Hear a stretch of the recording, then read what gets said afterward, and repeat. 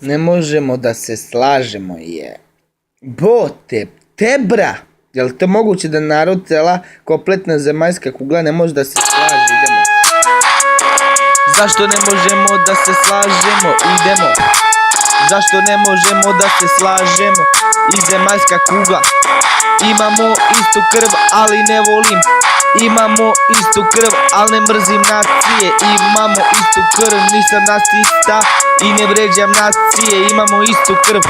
Ako budemo jedan hleb svi zajedno jeli, cela zemaljska kugla, možda će Bog da nas pogleda i možda će da dođe na oblacima, ali jebi ga.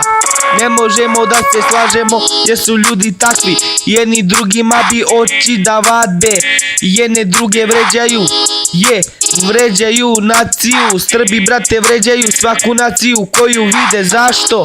A zašto brate da vređamo nacije? Vređate cigane, vređate ovo ono, vređate šiptare, vređate svaku naciju, vređate Engleze, vređate svaku naciju koju vidite. Pa zašto moramo da se vređamo, da jedne oči druge kopamo, da jedni drugima oči vadimo, da se tučemo, da gađamo, da se ne slažemo? Voleo bi da se narod slaže, jebeno, da nema rata niti tuče niti išta, da nema klinci da se potuku, da se slažemo.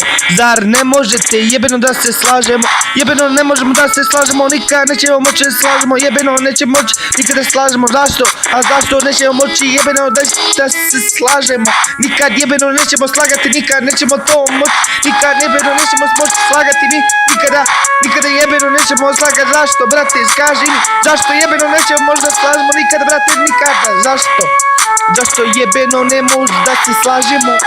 Zašto brate jebeno? Zašto? Istu krv imamo brate, crvenu i zelenu. Zašto jebeno ne može da se slažemo? Bog čega ne može da se slažemo? Istu krv imamo, jebemu majku, istu krv imamo ljudi. Cela zemaljska kugla se nikad neće slagati. Zašto ne možemo da se slažemo? Bog čega? Zašto? Odgovorite mi na to pitanje kad pitam zašto? A zašto? Jebote, zašto ne može da se slažemo? Za torko moramo biti đubra, digama, digouna, šupci i jajare. To je to. Zašto?